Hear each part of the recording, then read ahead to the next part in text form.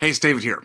One of the biggest problems I see for people in trying to determine if there is a next in their life, considering what is their next, is a lack of a world vision of what is available, what's possible. And where this comes from is the very tight constructs in which we grow up in, meaning that it's all about a high level of education, typically get the highest education you can to get into a degree, a license, a profession, a career path, a business plan that allows you to have freedom, security.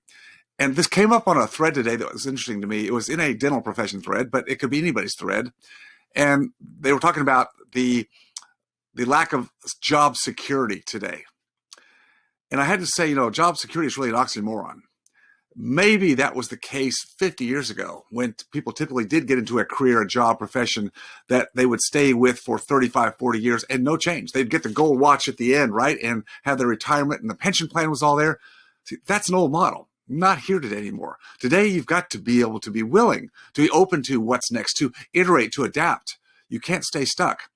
And the comparison somebody made was when I made a mention that staying in one job, one profession is not only, I think, limiting to you, yourself, your creativity, but also your ability to have security.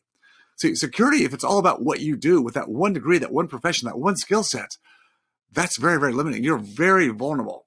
And so you've got to expand that. You've got to be willing to look at altering at least the primary model you're doing, not meaning get out completely, but altering it.